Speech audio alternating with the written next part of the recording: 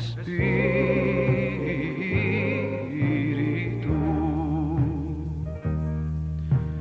Deja tu agua viva entre mi alma correr. Deja tu Espíritu Santo que tome control de cada situación que cause confusión. Todas mis aflicciones yo entrego a ti, Cristo, Cristo, Cristo.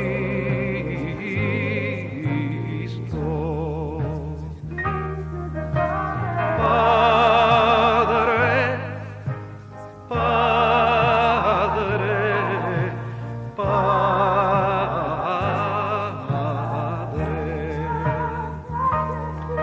Espíritu,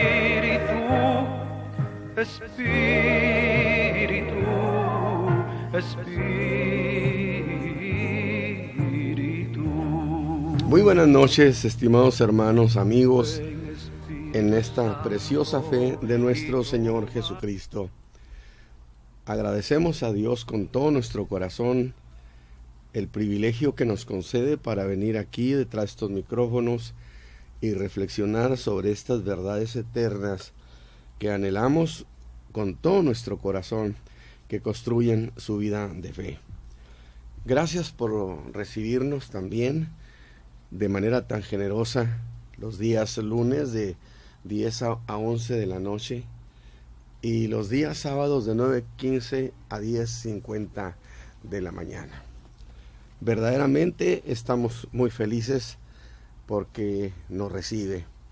Y esta noche, usted sabe, he estado predicando sobre la vida ministerial del Señor Jesús, pero el día de hoy voy a hablar acerca de algo que está, por supuesto, con mucha actualidad, aunque esta es actualidad siempre, la venida del Señor Jesús.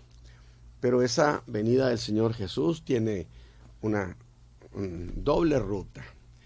Una que llamamos el arrebatamiento de la iglesia y otra que es la segunda venida de Cristo a establecer su reino en la tierra, que son dos acontecimientos muy cercanos entre sí, pero distintos. Entonces somos un pueblo que creemos que el Señor Jesús viene pronto. Y es la razón por la cual esta noche yo quiero hablar justamente sobre las ideas del apóstol Pablo y dijéramos más que ideas, cuestiones proféticas que encontramos en su carta a los tesalonicenses, que son las dos cartas las más apropiadas, por así decirlo, para darnos cuenta sobre lo que es la venida del Señor por la iglesia y lo que es la segunda venida de Cristo. Así que, mis hermanos, gracias a Dios por estas promesas de que, es decir, si creyéramos en Cristo y eso fuera todo, no tendría ninguna diferencia con otras formas de fe. Sin embargo, el creyente tiene una meta de llegada. Es un encuentro con su Salvador.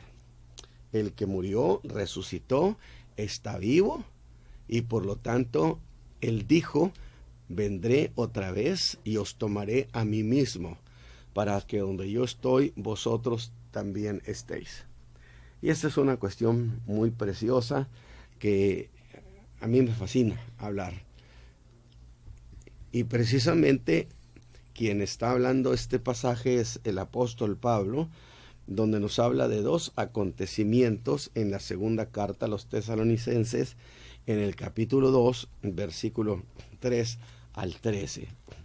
Que por cierto, le voy a decir algo, el apóstol pensaba que en esos días en que él andaba predicando, Jesús venía por la iglesia.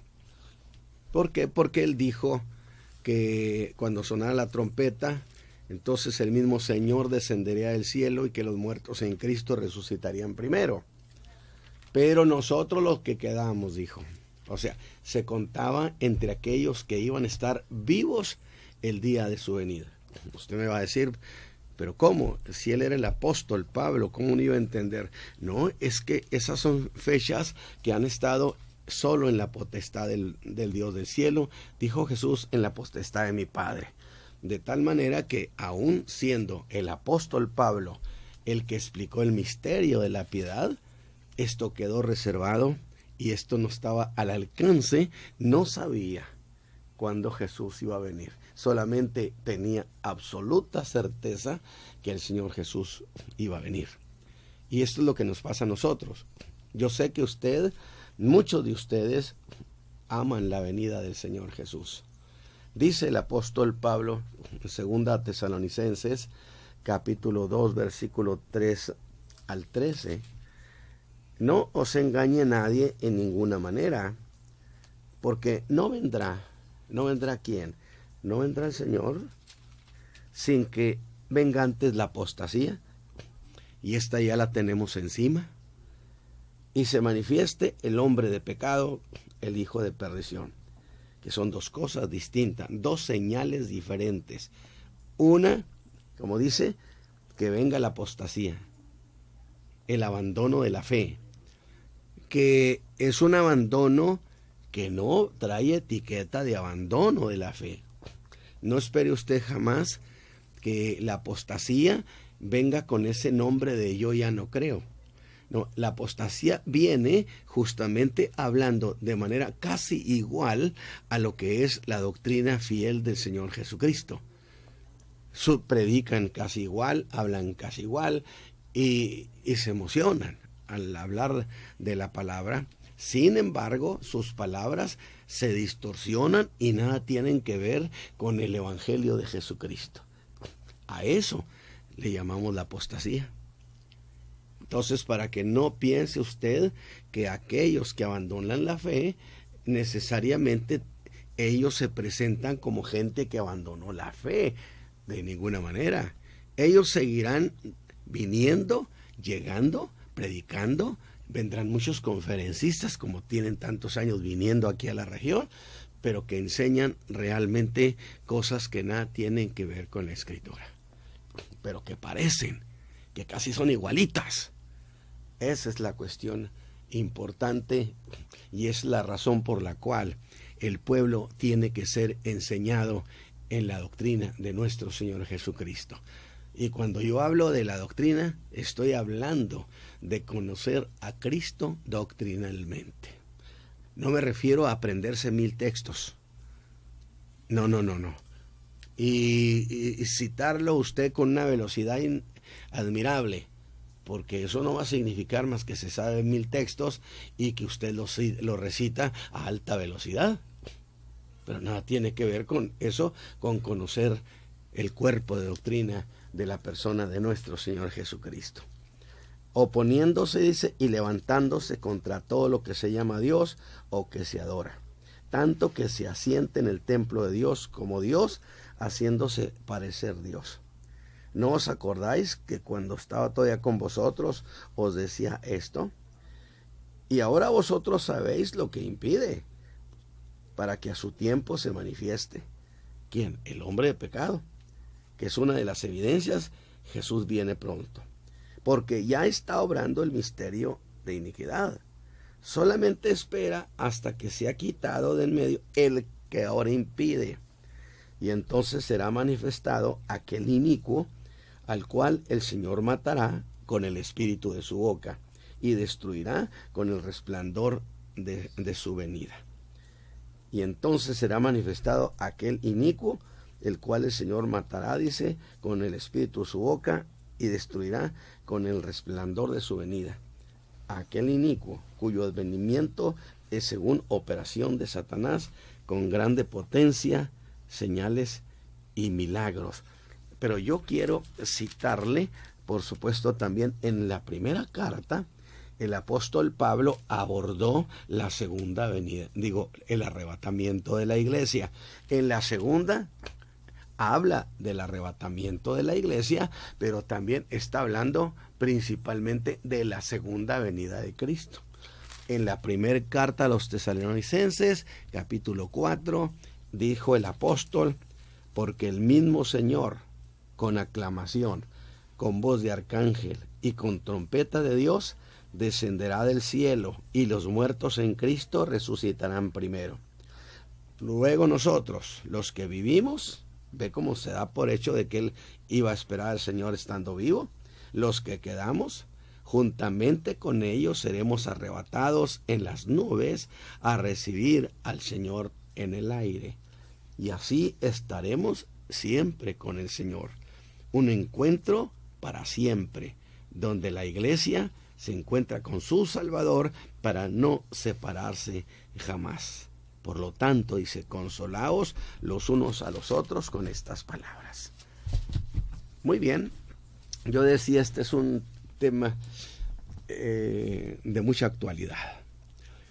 ¿Y por qué razón? Porque el Señor Jesús hizo esta aclaración, que yo le titulo Se vale ver.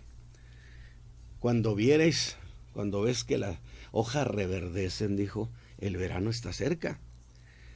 De tal manera que el creyente no vive en tinieblas como para que el día nos sorprenda, sino que nos ha dejado su palabra señales muy evidentes. Una, refiriéndose a la venida del Señor, por un lado, la venida por su pueblo. Por otro lado, la venida del Señor Jesús a la tierra a establecer su reino. Cuando el Señor Jesús viene por la iglesia, no viene a la tierra. Recibe a la iglesia en el aire. Allí se encuentra con ella y se la lleva. Allá se celebrarán las bodas del Cordero y muchas otras cosas de las que no estamos tratando en esta noche, pero que son verdaderas sorpresas. Y la otra es justamente las señales de su segunda venida. De tal manera entonces que son dos eventos que los tenemos bíblicamente a una distancia de alrededor de 7 años. Es decir, entre el arrebatamiento de la iglesia y la segunda venida de Cristo tenemos 7 años. Lo que significa, por lo que estoy planteando, que la iglesia no estará en la gran tribulación. Porque Dios no nos llamó para esto, para librarnos, dice, de aquel día malo. Pero dos cosas había enseñado el apóstol Pablo a la iglesia de Tesalónica. Una, que el Señor Jesús volvería por la iglesia, cosa que la esperamos, y cosa que ya se está desmintiendo, ¿sí? Ya hay muchos predicadores diciendo que Jesús no viene. Realmente, como diría el Señor Jesús, ustedes no saben ni de qué espíritu son. ¿Por qué? Porque hablan lo que otros les dicen que hablen. Pero la Escritura no apoya semejante declaración. Y los creyentes tienen que estar atentos. Dijo Pedro que en los últimos días vendrían burladores, diciendo, ¿dónde está la promesa de su venida? Desde siempre hemos oído lo mismo y Jesús no ha venido. Bueno, yo le he dicho, no se preocupe, que serán los últimos burladores que vengan en la tierra, porque luego Jesús viene y se les va a acabar su historia. Y yo digo esta noche, ven Señor Jesús. Así que dijimos que por un lado la señal es que habría apostasía antes de que el Señor levante la iglesia, que es el abandono de la fe. Y esto que estoy diciendo lo digo en términos de doctrina. ¿Diría usted que está sucediendo el día de hoy un cambio en la doctrina? De manera... Ahora, yo le voy a decir algo. Si usted no conoce la doctrina, pues no va a poderse enterar que le están haciendo ningún cambio. Mire, por eso los años 80 fueron decisivos porque se enseñó a la iglesia cristiana y los noveles predicadores se ufanaban de esta cuestión diciendo que la doctrina dividía, que la doctrina era algo innecesario. Y dejaron a esta iglesia de esta generación, la dejaron ignorante en términos de fe, de la fe, en términos de entender el cuerpo de doctrina que explica a la persona del Señor Jesucristo. Por lo tanto, esta generación no tiene cómo defenderse, no puede cómo entender, porque la herejía, la apostasía, se reconoce en referencia a lo que es la doctrina verdadera de Jesucristo. Si no, usted no tiene punto de referencia. Entonces yo quiero que usted piense esto de tal manera que si decimos que el arrebatamiento de la iglesia es cosa muy cercana, verdaderamente, creo que muchos tiempos han sido muy parecidos, pero este tiempo es particular. Nunca, jamás habíamos visto la desvergüenza para hablar acerca de cosas que no tienen que ver con lo que la Escritura enseña. Alabado sea Dios. De tal manera que dijo que el encuentro entre el Señor y la iglesia será en el aire. No viene, dije, a la tierra hasta cuando viene en su segunda venida. Lo dice a los tesalonicenses en el capítulo 4, verso 17. Seremos arrebatados en las nubes a recibir al Señor en el aire. Algunos dicen que esto es simplemente cosa figurada. Pues quédese figurándola. Pero mucho pueblo estamos esperando al Señor Jesús. Y usted quiere predicar que Jesús no viene, póngase a predicarlo. Y se va a ver sorprendido, porque Jesús viene, Él no miente. Allí en los aires será el encuentro. Y después de ese encuentro, estaremos para siempre con el Señor. Y este evento, escúcheme bien, el mundo no podrá ser testigo visual de ese suceso. Pues dice el apóstol que esto habrá de suceder en un momento. 1 Corintios 15, 52. Y que en griego significa que sucederá en la parte mínima en la que puede ser subdividido el tiempo.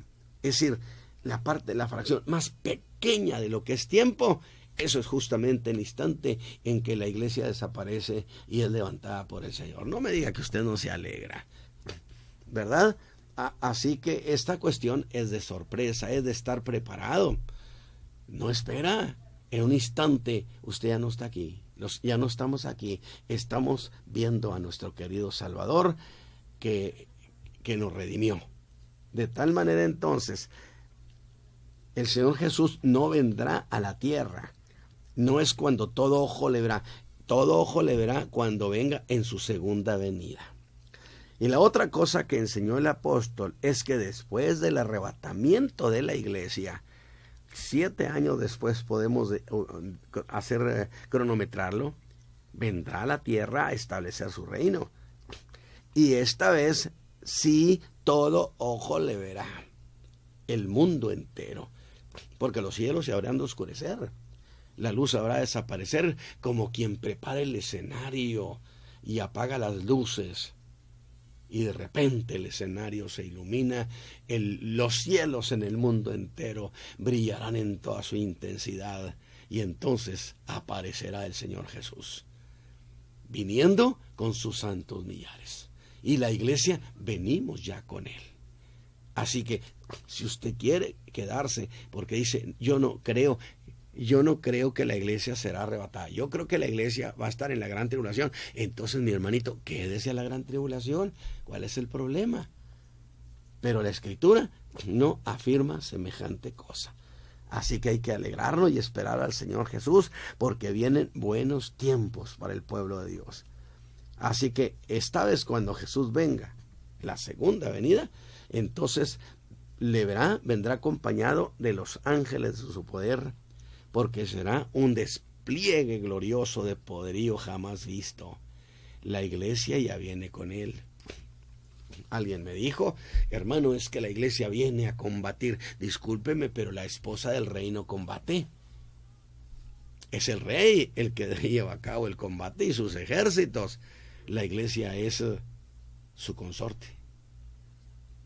De tal manera, a eso se le conoce en Romanos 8:19 como la manifestación de los hijos de Dios. De eso he hablado en otras ocasiones. Pero la señal de la segunda venida de Cristo, el llamado Día del Señor. Pablo dijo que esto también tiene su propia señal.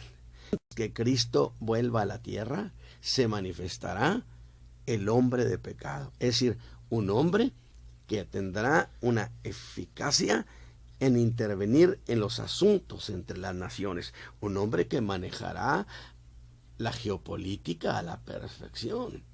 Porque, ¿qué es eso de manifestarse? Bueno, en el tenor profético Daniel dice que se dará a conocer un hombre que se hará notorio en la política de las naciones. Maravillará al mundo por lo acertado de sus intervenciones. Mire lo que dice Daniel 8:23, que será entendido en dudas. Por supuesto, cuando habla, estamos hablando entendido en conflictos, en enigmas de corte político, donde nadie ha podido resolverlos. Conflictos entre naciones que tienen milenios, que son un verdadero problema, que son un verdadero nudo gordiano. Él sabrá cómo resolverlo. Y podía decirle Pablo a los hermanos de Tesalónica: hermanos, ¿acaso han sabido que ya anda un hombre así por aquí? Y otra vez dirán: no, hermano Pablo, entonces el día del Señor, dice, no está cerca. Pero no se ha visto a alguien así, no hay esa señal.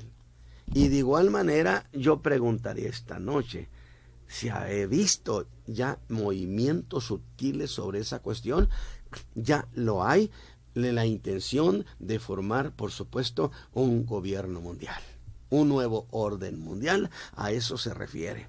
Entonces ya se empieza a dar la sintopatología. Por supuesto, falta que aparezca ese líder y de inmediato, al poquito tiempo, por supuesto, Jesús vendrá a la tierra. Ahora, las condiciones del mundo son de lo más propicias el día de hoy. El mundo se está rompiendo por sus costuras. Y les dice en el verso 7 que ese hombre de pecado aún está en calidad de misterio. Misterio que, según todo parece, habrá de ser muy pronto manifestado. Pero debo hacer una precisión. Escúcheme bien. En profecía no se puede ser dogmático. Por lo que estoy diciendo, no es sensato, no es inteligente que alguien predique y enseñe que tiene hasta el último detalle de lo que va a pasar. No puede hablar con precisión, aunque sí puede tener cierta certeza. Y nosotros podemos decir, empezamos a tener certeza de que estos tiempos ya se vinieron encima. Así que, mi hermano, mi amigo, si usted no conoce al Señor Jesús, tome esto en serio, muy en serio, porque habrá tiempo cuando usted ya no pueda entregarse al Señor Jesús. Lo que sí podemos asegurar, que la manifestación de ese hombre, de ese que Pablo estaba diciendo, ya estaba obrando. No ese hombre, el misterio, espíritu del anticristo, dijo Juan, ya andan aquí, ya están trabajando, porque es una operación demoníaca para establecer un nuevo orden en la tierra. Pero sin embargo Pablo dice, pues no se establece porque lo impiden. El que ahora impide, note eso, el que ahora impide. Y digo, entonces no puede manifestarse aún. No, no puede. Porque Dios tiene control de todas las cosas. Y Satán podrá ejecutar actos permisivos es decir, en la soberanía de Dios, pero que Él por su cuenta pueda tomar decisiones y hacer lo que quiera. Discúlpeme, pero Satán está bajo los pies de Jesús. Los hermanos querían saber más de esto, y el apóstol solo les dice que ya les había dicho sobre eso. Y eso da la idea, que no quiere hablar abiertamente de eso. Pues en el 5 insistió: ¿no os acordáis que cuando estaba todavía con vosotros os decía esto? Y pensé, pues dinos con toda claridad qué era lo que les decías, porque nos dice que les decía a los hermanos de Tesalónica cuando estaba con ellos, pero no me deja a mí en la oscuridad porque no me dijo qué les decía. Observe ese detalle, de tal manera que no nos habla con toda claridad aquí. Sin embargo, insiste en no hablar abiertamente de ese asunto. Ahora, ¿será porque tenía cuidado de no comprometer a la iglesia? ¿Por qué razón? Porque debido a las condiciones persecutorias que ya se estaban manifestando en el Imperio Romano, quizá discretamente había hablado con ellos del Imperio Romano, porque la Escritura dice que Cristo habrá de venir y acabar con el Imperio Romano. Y el Imperio Romano, por supuesto que está vigente el día de hoy. Usted me va a decir, ¿con qué lo prueba? No dice la Escritura que la piedra, acuérdese que la imagen que vio Nabucodonosor, que representaba las piernas de hierro, representaban el Imperio Romano. Y dice que entonces una piedra que no fue cortada con mano, que es Cristo, golpeó sobre la imagen, sobre los gobiernos del mundo y los hizo polvo. Entonces, si Cristo, según la profecía, tenía que golpear sobre el Imperio Romano tiene que estar vigente. Pues el Imperio Romano no ha muerto en absoluto. Alguien diría, bueno, es que fue herido de muerte. No, sí, pero herido de muerte no significa que se murió, porque es el mismo caso cuando habla de la bestia que fue herida de muerte. Sin embargo, su herida fue sanada, y los muertos no sanan, los muertos tendrían que resucitar, pero quiere decir que no estaba muerto, porque fue sanado. Entonces, ya esto se perfila. Sin embargo, en ese tiempo, hablar algo sobre el Imperio Romano, pues tenía graves consecuencias para la iglesia, definitivamente. Ahora, lo que sí es cierto es que el apóstol fue parco, muy austero en sus respuestas. Por eso, consistente con esa negativa a hablar abiertamente, les dice: vosotros sabéis lo que impide. Es un lenguaje prácticamente cifrado para que sea manifestado. Y yo le digo, no sabemos qué les dijiste a los hermanos de Tesalónica, hermano Pablo. Pero les habló en el verso 6 lo que impide. Mientras que en el verso 7 dice, solamente espera hasta que sea quitado de en medio el que ahora impide. ¿Observó usted ese detalle? En el 6 dijo lo que impide. Es un artículo neutro, lo que impide. Mientras que en el verso 7 es el que ahora impide. Lo que impide es algo. El que impide es una persona moral, porque una persona moral no es pero es él. Y aquí dice el que impide, y por lo tanto se trata de una persona moral que lo inhabilita, que indiscutiblemente es el Espíritu Santo en la iglesia. Por eso hago esta aclaración, sin querer establecer que usted crea lo que yo entiendo de la Escritura, pero le voy a decir esto. ¿Diría usted que en los tiempos en que Cristo estaba en la tierra, podía el anticristo haberse establecido?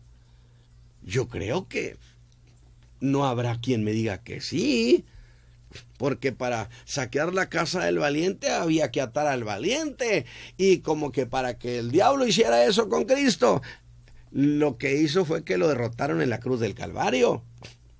Entonces, si no se pudo establecer en el tiempo de Cristo, ¿usted cree que no quería establecer su gobierno mundial? Por supuesto, si los intentos han sido muchos, cada imperio que ha habido es un intento para establecer ese gobierno mundial. Sin embargo, no pudo por la persona de Cristo estando aquí en la tierra. Jesús se fue, sí, ¿podrá instalarse estando el Espíritu Santo? Definitivamente. Entonces, ¿en dónde está el Espíritu Santo? Está en la iglesia. Y el Espíritu Santo, Jesús dijo que estaría con la iglesia y en la iglesia para siempre. Por lo tanto, si la iglesia va a estar aquí en la gran tribulación, pues entonces es porque el Espíritu Santo la dejó. No está aquí para que se atreva el anticristo a establecerse estando la iglesia. Usted no me lo puede probar con la Escritura. ¿Por qué? Porque el Espíritu Santo es el que impide a ese misterio de iniquidad que se manifieste. De tal manera que yo alabo a Dios por el Espíritu Santo, que también ha cuidado a su iglesia preciosa. Cuando Jesús se fue, se la encargó. Él va a encargarse de ustedes, Él va a ser el consolador, Él va a orientarlos, Él va a aconsejarles, Él va a revelarles, Él va a tomar de lo mío y se los va a dar. Y no hay duda que el Espíritu de Dios ha guardado un bajo perfil, porque Él no se glorifica a Él, pero glorifica a Jesucristo, que es el Redentor del mundo. Entonces, mientras el Espíritu Santo esté en la tierra, no puede instalarse ese gobierno, a menos que usted quiera pensar así. De tal manera que esa persona moral lo inhabilita. Sería algo como si les dijera, hermanos, la de ese hombre, que es la señal que la segunda venida de Cristo está cerca, que nada tiene que ver conmigo ni con la iglesia, porque nosotros estamos pensando en el arrebatamiento de la iglesia. Ese no puede aparecer, está impedido. ¿Qué o quién lo impide? Lo que impide es que la iglesia está aún en la tierra, y mientras la iglesia está aquí, está con ella el Espíritu Santo, porque no la deja nunca. Y mientras el Espíritu Santo esté aquí, Él no puede hacer nada. Bendito sea Dios. No hay duda que Satán está limitadísimo. Yo no sé por qué algunos le dan tanta importancia al diablo como si fuera un plenipotenciario. De ninguna manera. Ahora, eso tiene una lógica. ¿Acaso en los días, dije, cuando Cristo estuvo en la tierra, podría haberse establecido el hombre de pecado? De ninguna manera. Había ya en ese tiempo, cuando los apóstoles del primer siglo, una manifestación. Nada más. Por eso Pablo aclara en el verso 7 que solamente está esperando. Y me alegra y doy gloria a Dios que se haya tenido que esperar. Que agarre turno, alabado sea Dios, que al cabo no va a ser mucho tiempo el que va a tener su loca carrera.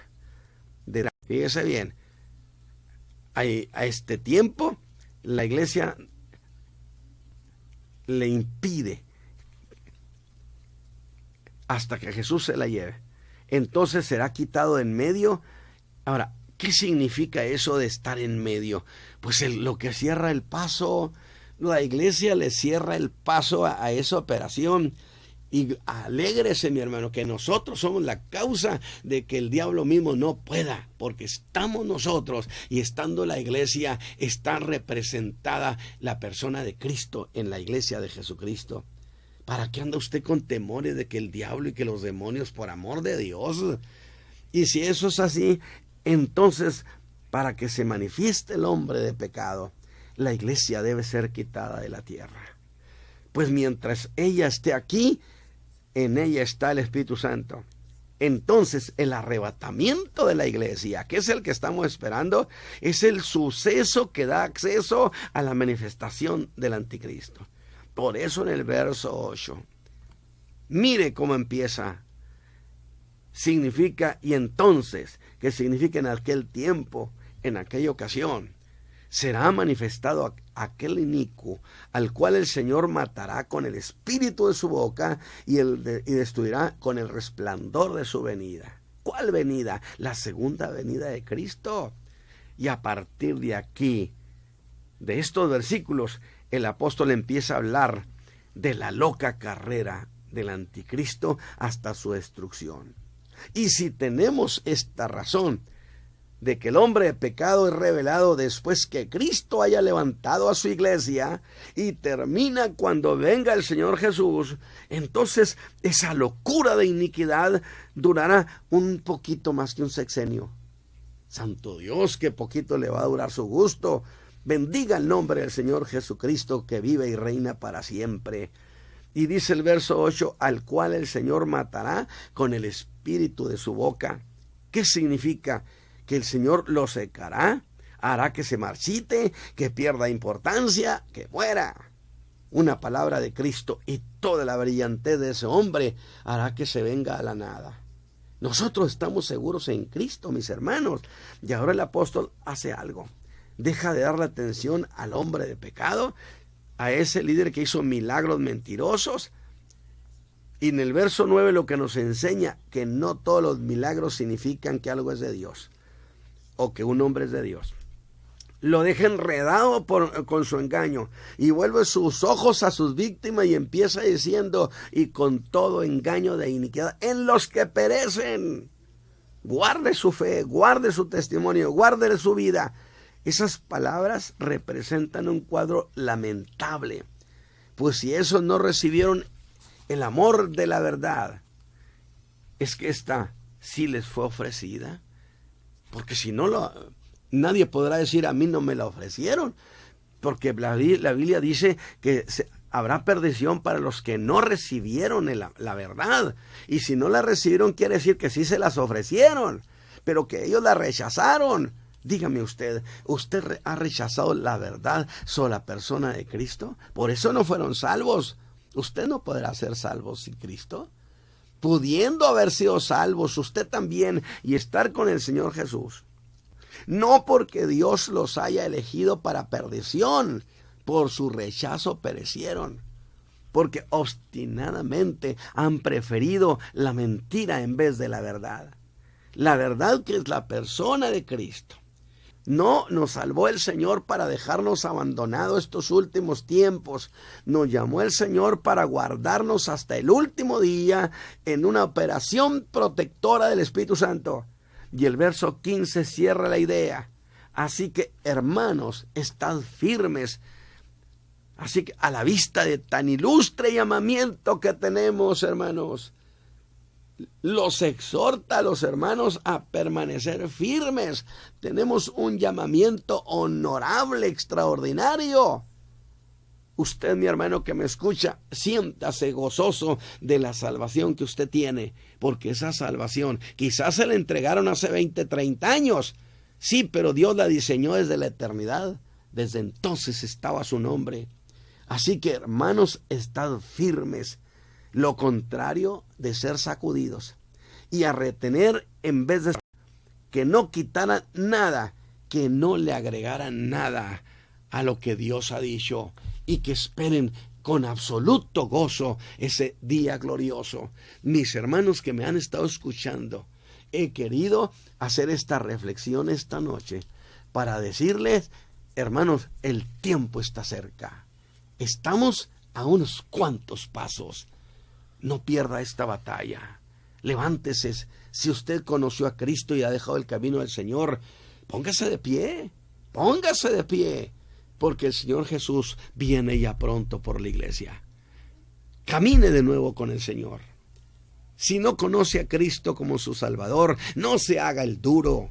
Entregue su vida al Señor Jesús. Yo le estoy diciendo, entregue su vida, porque no sea usted sorprendido y el Señor venga y usted no lo haya recibido como su Señor. Padre eterno, esta noche, Señor, yo he presentado estas ideas al pueblo, a nuestros amigos del auditorio, porque queremos, Señor, queremos que muchos sean salvos. que derrames tu Espíritu Santo sobre la gente y esta noche sea una noche de decisión. Que tu Espíritu Santo convenza, trabaje y muchos de los que me están oyendo decidan dejar su condición de rebeldía y de dureza y le digan esta noche: Señor Jesús, ven a mi vida, te necesito mucho. Escuche por favor este canto. Gracias.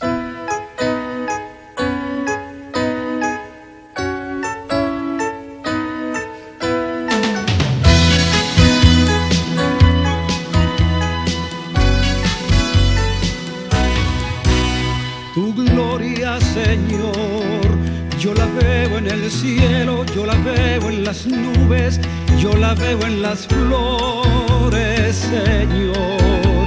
Tu gloria, Señor, yo la veo en el viento, yo la veo en las aves, yo la veo en la lluvia, Señor. En el rostro de un niño que llora y que ríe y que llora, está tu gloria, Señor. Porque todo es tuyo, por eso mi alma te exalta, Señor. Tu gloria, Señor, yo la veo en el cielo, yo la veo en las nubes, yo la veo en las flores, Señor. Tu gloria, Señor, yo la veo en el viento, yo la veo en las aves, yo la veo en la lluvia, Señor. En el rostro de un niño que llora y que ríe y que llora, está tu gloria, Señor.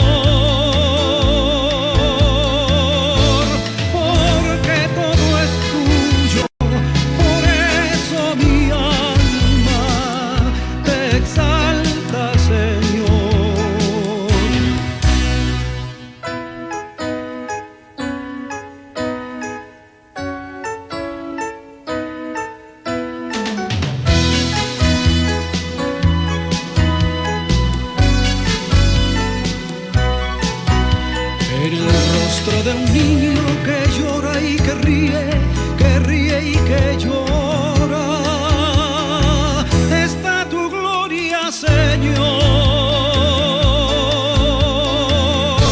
Porque todo es tuyo, por eso mi alma te exalta, Señor. Gloria a ti, Señor. Gloria a ti, mi Señor.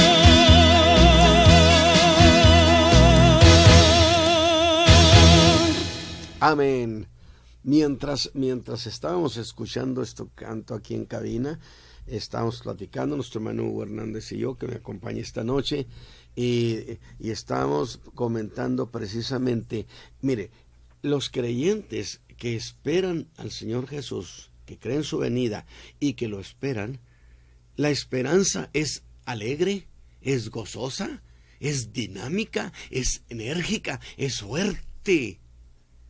Un creyente, la iglesia que sabe que Cristo viene, pero decíamos, ve algo como muy lejano, hasta subjetivo, que no sé para cuándo. Esos creyentes son débiles, son frágiles, son apáticos, indiferentes y realmente viven una vida sumamente pasiva. Pero la Escritura habla que la venida del Señor es algo que se ama y el amor que salta, por supuesto. Entonces, por eso dice todos que aman su venida, que decíamos el apóstol Pablo les enseñó a la Tesalónica que Jesús venía, y recién convertiditos fueron perseguidos, sin embargo sobrevivieron a la persecución por una sola razón. Dicen los antiguos escritores que tenían tan metido eso que Jesús venía. Por ellos, que todos los días levantaban sus ojos al cielo a ver si lo veían venir. Y mientras tanto, soportaban, esperando al Señor. Por eso dije, el esperar con expectación ese acontecimiento hace que el creyente sea fuerte, vigoroso. Padre eterno, con esa confianza en Cristo tu Hijo, que dijo que podíamos ir a ti en su nombre.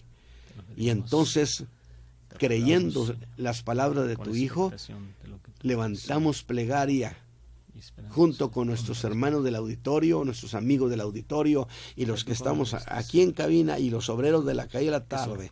Levantamos plegaria para rogarte, Señor, que abras tu mano y todas estas peticiones se vean favorecidos los hermanos. Señor, sorpréndelos, que los dictámenes médicos se reduzcan a un buen diagnóstico. Padre eterno, ayuda a tu pueblo en sus necesidades. Por Cristo Jesús. Amén.